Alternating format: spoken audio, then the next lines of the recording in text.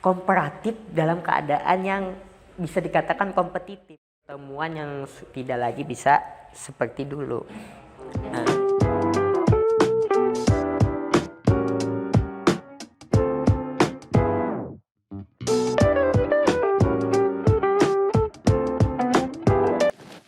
Assalamualaikum warahmatullahi wabarakatuh. Selamat pagi semuanya, selamat datang di Ngopi Ngobrol Pintar bareng LPM Al-Fajar. Bersama saya Leni Hindayani dan saya Nurul Fitri di acara Ngopi yang pastinya dengan narasumber yang sangat luar biasa.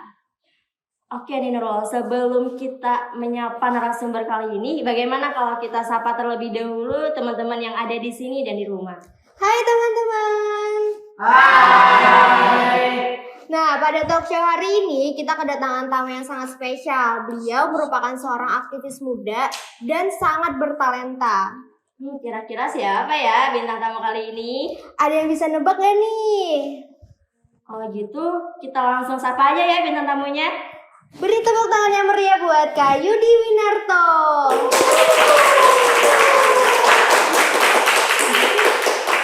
Halo Bang. ya, halo. Apa kabar? Alhamdulillah masih diberikan kenyamanan hidup dan kesyukuran yang tidak bisa diungkapkan dengan kata-kata selain kata alhamdulillah tadi. Alhamdulillah. Seperti yang udah Nurul bilang nih, Bang Yudi ini adalah seorang aktivis muda dan sangat bermulti talenta. Kalau boleh tahu nih Bang, apa sih kesibukan Bang Yudi saat ini? Kalau mengenai kesibukan, mungkin cuma terkait perkuliahan aja, sibuk di kuliah. Soalnya kan masa-masa semester akhir ini lebih bagaimana sih menguras tenaga dan pikiran terkait belum lagi penelitian, bimbingan dan hal-hal lainnya. Selain itu juga mungkin kesibukan lainnya seperti gabut di rumah lah ataupun bantu orang tua.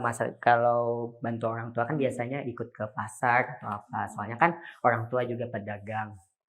Nah, mungkin daripada itu juga mungkin seperti halnya bikin konten atau hal-hal lainnya. Mungkin itu sekedar daripada mengisi waktu luang aja.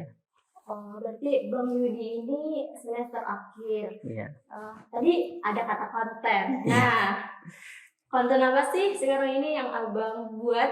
Kalau untuk konten lebih ke konten terkait pengembangan diri. Soalnya kemarin itu sewaktu masa corona, ya kan kita mungkin berpikiran kok gini-gini aja gitu, gabut, nggak ada kerjaan, cuma FOMO ngeliatin Instagram, Instastory atau apa, ngeliat WA nggak ada yang ngechat, otomatis kan gabut kan. Sangat multi-talenta sekali nih sama Bang Yudi. Nah, terus waktu itu ngeliat teman, ada salah satu seorang teman itu beliau itu biasa bikin konten. Nah dari situ saya kok kayaknya asik gitu ya kalau kita bikin konten kayak gini. Jadi awalnya itu sambil belajar sama beliau. Jadi tanya-tanya, Kak gimana sih bikin konten itu? Kata beliau gini-gini. Terus beliau juga ngungkapin jangan terlalu berfokus sama yang namanya like. Intinya bikin dulu aja. Iya. Nah dari ini konten apa sih yang Abang buat? Ya terkait konten tadi seperti yang saya bilang tadi terkait pengembangan diri. Entah itu dari kita kan paham aja di masa sekarang, entah itu keadaan generasi seperti generasi milenial atau generasi Z, seperti kita kan generasi Z. Itu seringkali bingung dalam menghadapi kehidupan, entah dia bingung bagaimana mengendalikan emosi, entah dia masih bingung bagaimana menghadapi yang akan dilewatinya seperti quarter life crisis ataupun FOMO. Terkadang kan banyak aja itu yang FOMO sampai pada akhirnya dia malah menyakiti ke dirinya sendiri. Berarti dapat saya simpulkan nih, kontennya tersebut kayak kata-kata kayak gitu ya Bang? Ya, kayak kata-kata motivasi lah kayak gitu. Ya seperti itu.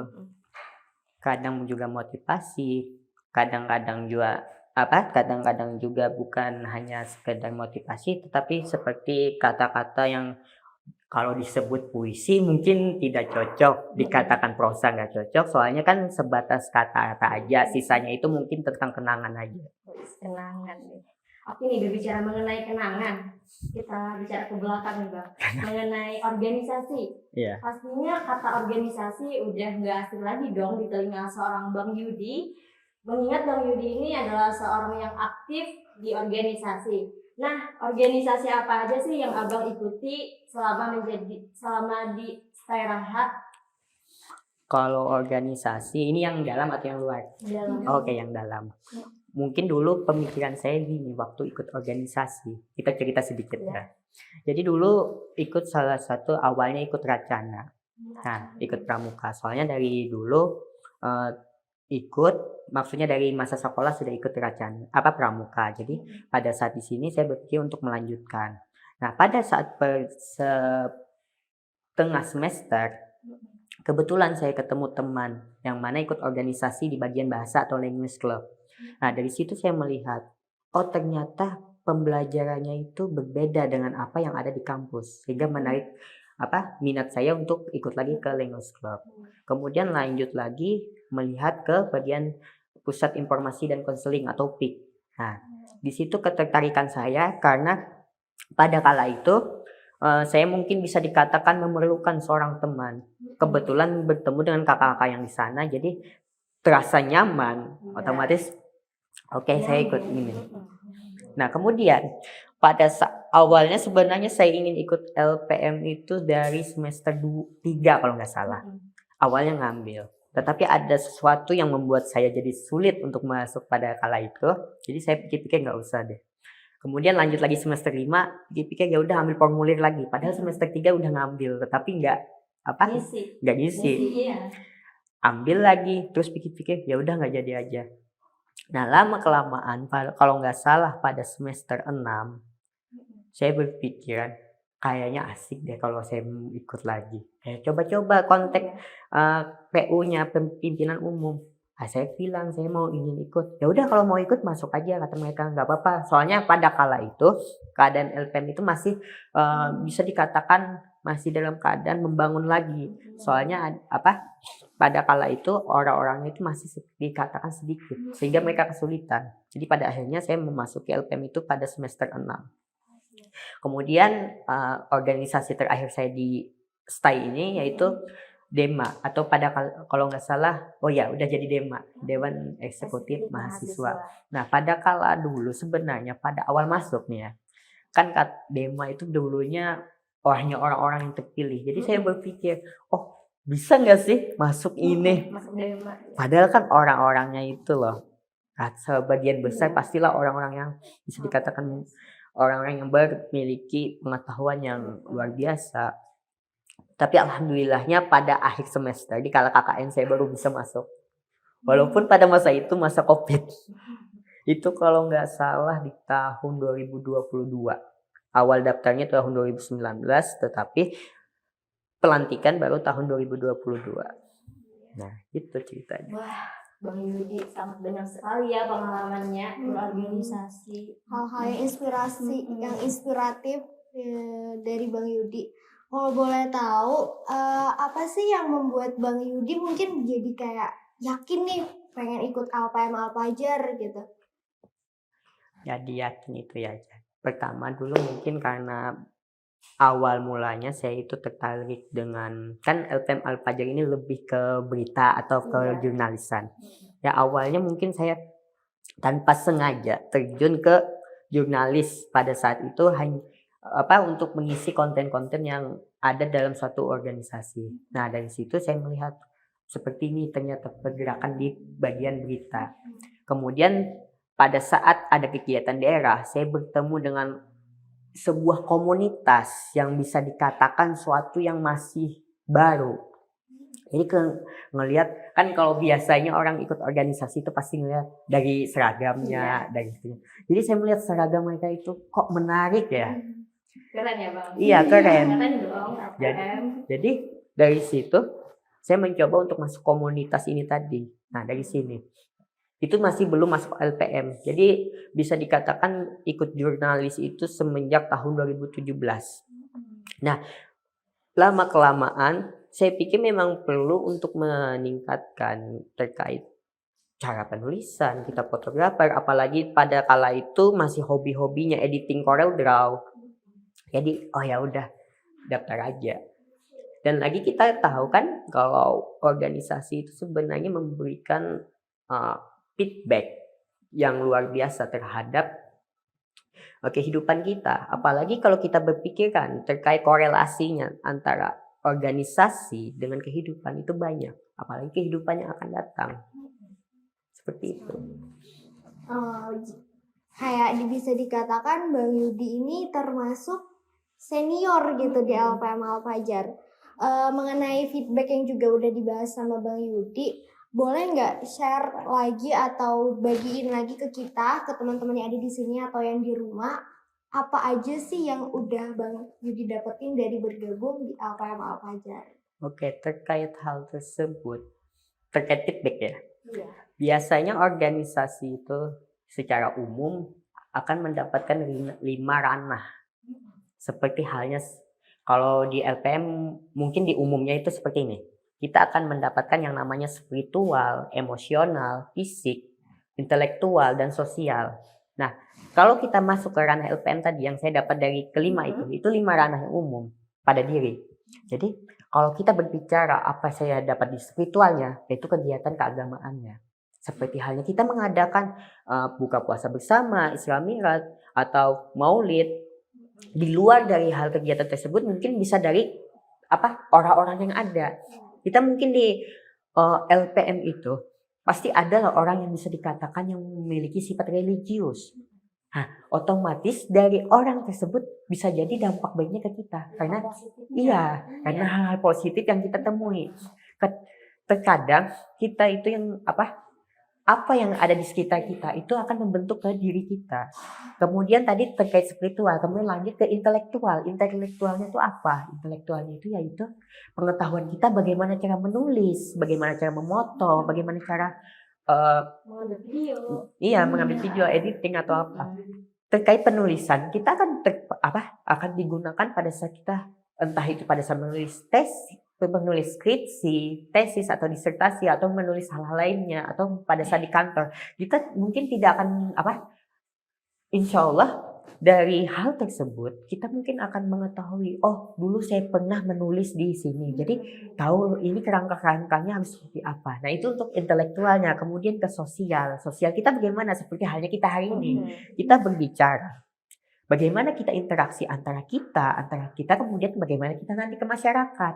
Nah kita sudah terbiasa entah itu dalam halnya pada saat rapat atau hal-hal kegiatan. Selain dari sosial di sini, mungkin sosial di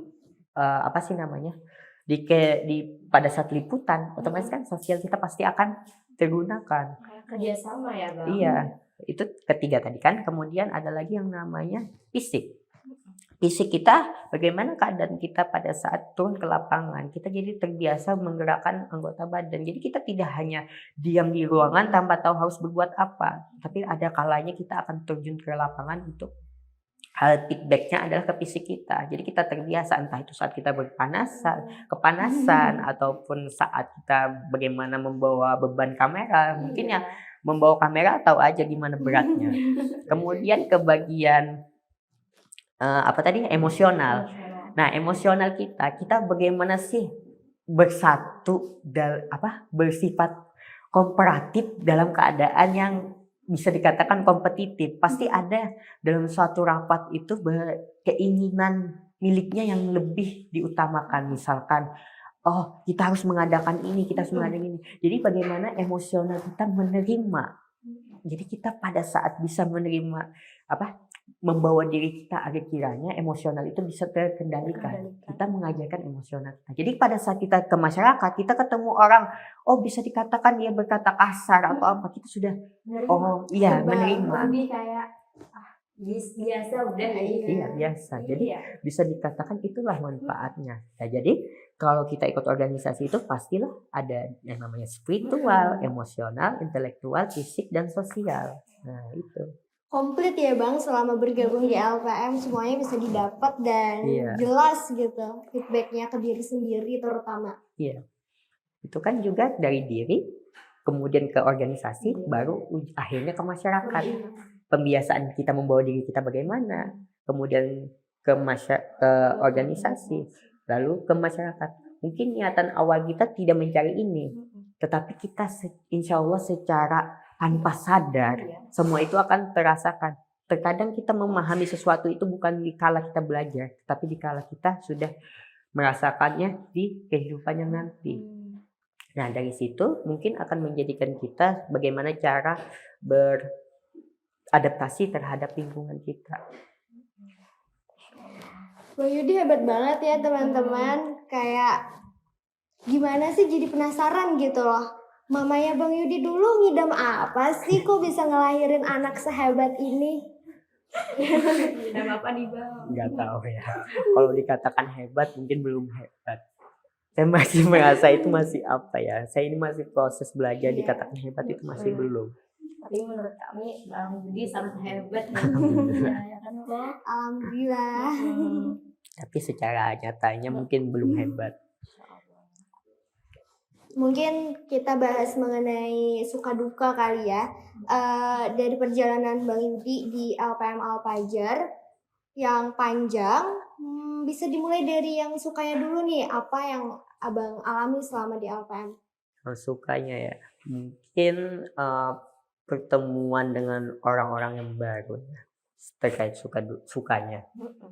Bertemu dengan orang baru kan, pada awal semester pastilah kita bertemu, oh ini loh yang anggota baru, ini anggota lama, jadi kita bertemu, jadi kita menambah bagaimana silaturahmi kita.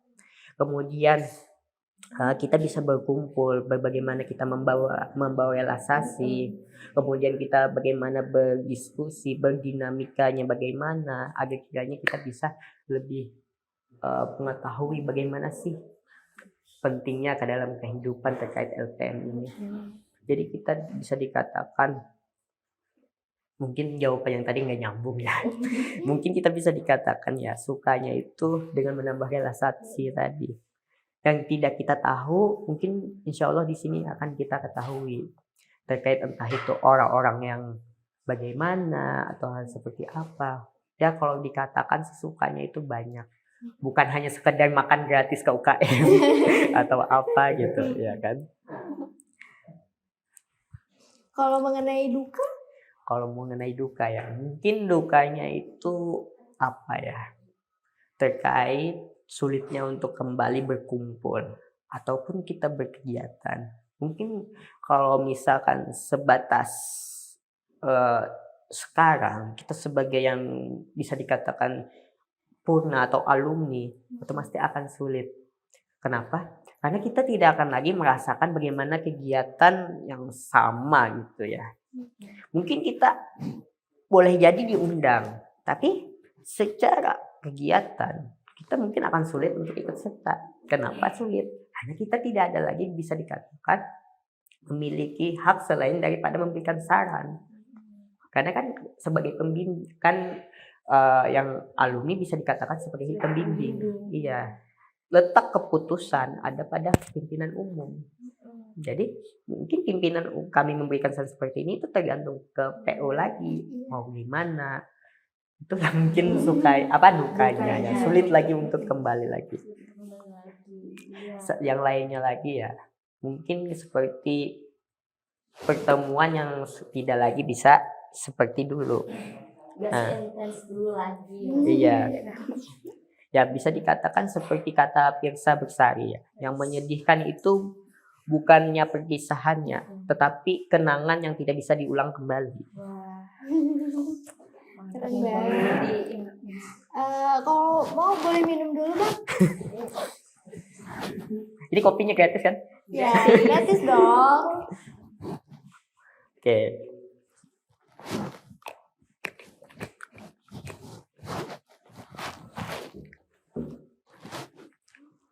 Dari Bang Yudi itu kan udah berjalan lama banget nih. Yeah. Selama ada di LPM, terus banyak pengalaman yang udah Bang Yudi alami. Mungkin bisa di-share gitu kayak pesan-pesan yang ada dari diri Bang Yudi untuk teman-teman di LPM Al-Fajar atau yang ada di sini bahkan yang di rumah. Kalau pesannya sepertinya lebih bagaimana sih kita itu tidak hanya sekedar tahu, tapi kita semestinya menyadari. Seperti kata Fahrudin Pais atau Dr. Fahrudin Pais, seorang dosen filsafat. Beliau berkata bahwa kita itu mungkin hanya sebatas tahu tetapi tidak menyadari. Jadi sebenarnya kita itu haruslah menyadarinya. Mungkin kita tahu, misalkan seperti kegiatan hari ini, kita tahu ini kegiatan yang bermanfaat, tetapi itu hanya sebatas tahu. Kalau tahu otomatis kan dia sekadar tahu, oh saya tahu aja itu kegiatan bermanfaat, turun gak turun itu urusan belakangan. Tetapi menyadari untuk apa kegiatan ini penting, mungkin akan hanya sedikit lah bisa dikatakan. Sama seperti halnya ya, kita ibarat belajar. Kita tahu bahwa pelajaran itu penting, tetapi sedikit yang menyadarinya. Kalau dia menyadari, otomatis dia tidak seringnya sekedar untuk mengetahui, tetapi bagaimana memperdalam dan mengimplementasikannya di kehidupan. Anggaplah seperti ini ya. Kita belajar, kita tahu bahwa membuat makalah. Kita tahu membuat makalah itu penting untuk kehidupan kita. Maksudnya kehidupan apa? Kita belajar menulis. Kita tahu itu penting. Tapi kalau kita hanya sebatas tahu kan, otomatis mungkin ya udah tahu aja, ngerjain enggak. Tapi untuk menyadari, kalau dia menyadari, otomatis dia akan mengerjakan itu, karena dia mengetahui, oh ini ada feedback ke kehidupan saya. Mungkin seperti itu. Lebih agak kiranya pada saat kita ikut LPM, kita lebih menyadari apa sih feedback LPM itu, jangan sekedar tahu aja. Otomatis kalau kita sekadar tahu, kita bisa lihat mungkin apa itu ya. Mungkin kegiatan-kegiatan kita hanya ada gelintiran orang saja. Kita bisa lihat yang mana yang menyadari, yang mana yang tahu. Mungkin seperti mereka yang ada di balik kamera menyadari, oh peran kami sebagai kameramen ini ada manfaatnya, ya. Atau mbak-mbak yang di depan ini. Nah seperti itu. Ada feedbacknya. Tahu di manfaatnya, bukan hanya sekedar tahu, tetapi menyadari. Menyadari bahwa apa yang ada itu pasti bermanfaat dari kita sendiri. Walau terkadang ya, menyadari itu terlalu terlambat. Terkadang kita anggaplah seperti ini ya. Kita misalkan belajar sepeda motor. Kita mungkin berpikir, sekolah dekat aja. Buat apa sih saya belajar berkendaraan atau naik sepeda motor? Mungkin ya udah nanti aja. Pada saat dia kuliah, bisa jadi dia tinggal di tempat yang bisa dikatakan jauh dari tempat kuliah. Temannya sudah berangkat, sedangkan dia tidak bisa menggunakan kendaraan. Mau pakai sepeda, bukannya nggak bisa, nggak ada. Mau jalan kaki ya kejauhan. Otomatis kalau jalan kaki, nggak mau, mungkin jam kedua baru sampai. Nah, ada sebuah ungkapan di sebuah seminar, bukan seminar, di kegiatan pelatihan bela negara yang mengatakan kita itu berubahlah sebelum keadaan merubah kita. Jadi kita jangan hanya berfokus dengan zona nyaman kita sekarang, tapi kita harus memperluas. Sama seperti halnya LPM pada hari ini. Mungkin kalau kita hanya fokus kepada zona nyaman kita, seperti halnya kegiatan ya udah itu aja, yang dulunya gini aja, nggak ada perkembangan ya. Kalau kita begitu, otomatis zona nyaman kita akan seperti itu, dan zona nyaman ini lama kelamaan akan terkalahkan oleh bagaimana keadaan zaman. Otomatis kita perlulah yang memperluas, seperti dengan mengadakan talk show ini. Jadi kita bisa memberikan relaksasi apa gitu, manfaat apa. Jadi kita tidak tertinggal. Karena ada sebuah ungkapan lagi dari salah seorang bisa dikatakan inspirasi saya. Itu beliau mengatakan seperti ini. Akan sangat menyebalkan ketika orang-orang sudah bisa berjalan, sedangkan kita baru bisa merangkak. Mungkin seperti itu kata-kata beliau. Itu kata Karomi Alfianur. Dia pernah mengatakan seperti itu. Jadi kita Apa jangan menunggu saingan, bukan saingan. Kalau bersaing itu mungkin akan memperberat kita, tetapi kita jangan menunggu orang-orang sudah berada di depan sana sedangkan kita baru mulai. Otomatis kita harus bisa memberikan inspirasi terlebih dahulu. Memberikan eh, awal untuk diri kita, jangan menunggu orang lain lah. Kalau kita memiliki inisiatif, selagi itu bisa, cobalah dulu. Terkadang kita itu takut untuk mencoba karena kita tidak tahu. Ketidaktahuan ini yang menyebabkan kita rasa sulit. Contoh halnya seperti ini ya. Kita ingin turun ke lapangan. Kita bingung ingin membuat narasi berita. Bukan narasi, tetapi pertanyaan. Kita mungkin turun. Oh, nanti yang ditanyain apa sih? Bingung. Padahal dengan mempermudah itu, yaitu dengan kita memperbanyak relaksasinya. Misalkan kita terkait kegiatan apa? Terkait kegiatan 17 Agustus. Kita bingung, oh apa sih yang mau ditanyakan? Untuk mempermudah itu mungkin kita bisa dengan memahami dulu apa sih 17 Agustus itu. Dari situ, dari pemahaman kita, insya Allah kita akan mengetahui kemana arah yang mau kita tanyakan. Jadi hal ini pun bukan hanya terjadi bisa digunakan di LPM, tetapi pada saat kita membuat skripsi itu akan tergunakan. Itu pada bagian definisi operasional. Di sana akan tergunakan, oh apa sih ontologi dari sesuatu itu, hakikatnya. Mungkin itu salah satunya dari inti dari semua yang bisa kita sampaikan. Intinya lebih baik kita pahami dulu untuk apa sih kita ikut LPM ini. Terkadang mungkin ada yang hanya ikut sekedar ngisi waktu luang atau ikut-ikutan teman. Terkadang yang ikutan teman ini bisa lambat laun akan tersisihkan, ya hilang. Nggak niat gitu ya Kak? Iya, nggak niat. Seleksi alam namanya. Seleksi alam. Seperti kata Charles Darwin mengatakan bahwa kita itu bisa bertahan hidup itu bukan karena kita itu akan memiliki sesuatu, bukan, tetapi bagaimana adaptasi kita. Nah, adaptasi kita ini adalah dengan kita memahami keadaan kita di lingkungan. Oh, saya ikut LPM ini untuk apa sih? Apakah sekedar ingin ikutan, atau ingin cari teman, atau ngeliat abang-abang atau babanya, atau sekedar diajak teman tapi sebenarnya nggak ada niatan. Intinya niat kita lagi kembali ke bagaimana kayak mau ikut LPM itu harus ada niatnya. Iya, niatnya lagi. Nggak terasa nih kita udah ngobrol-ngobrol panjang lebar. Bang Yudi juga udah berbagi pengalaman dan kisah-kisah inspiratifnya. Terima kasih deh buat Bang Yudi sekali lagi karena udah mau datang ke talk show kita hari ini.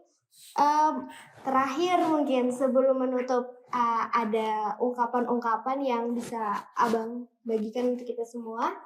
Intinya tadi aja ya, terkait menyadari sesuatu, jangan sekedar tahu. Kemudian yang bisa dikatakan, manfaatkan waktu kita selagi kita masih ada. Maksudnya apa?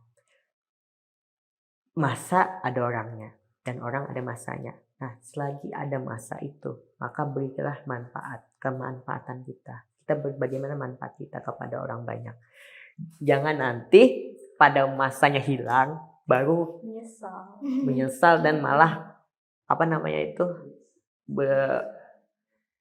bukan berbicara seperti halnya masanya mungkin sudah hilang, tapi dia masih meminta hak untuk mengambil alih segala macam. Mungkin seperti itu. Dan lagi tetaplah kita tetap jalani sebagaimana mestinya, jangan terlalu memaksakan diri. Memaksakan diri dalam artian harus punya milik saya yang didengarkan, tetapi pahamilah orang-orang yang di sana. Terkadang kesulitan kita itu yaitu memahami. Jangan pernah egois dengan diri sendiri ya Bang, harus dengerin juga apa yang orang lain berikan gitu. Iya. Walaupun ada yang mengatakan kedekatan itu karena adanya komunikasi. Sebenarnya bukan di dasar dari komunikasi, fundamentalnya itu ada lagi, yaitu memahami. Kalau kita hanya sekedar komunikasi tetapi tidak memahami, ya gitu-gitu aja. Ibarat sebuah pasangan, udah dia mendengar komunikasi itu adalah suatu hal yang penting. Jadi dia berbicara, padahal sang pasangan bukan, sang pasangan ini ingin dipahami, sedangkan dia hanya mengetahui bahwa komunikasilah sesuatu yang penting, padahal memahami itu adalah salah satu hal yang fundamental terkait dalam suatu hubungan, entah itu hubungan keluarga ataupun komunikasi organisasi. Mungkin sekian aja. Memahami adalah fundamental dari sebuah hubungan, baik itu hubungan antar manusia atau dalam sebuah organisasi. Nah, itulah tadi bincang-bincang kita hari ini, penuh dengan inspirasi ya teman-teman. Nantikan terus ngopi-ngopi kita selanjutnya dari LPM Alfajar. See you!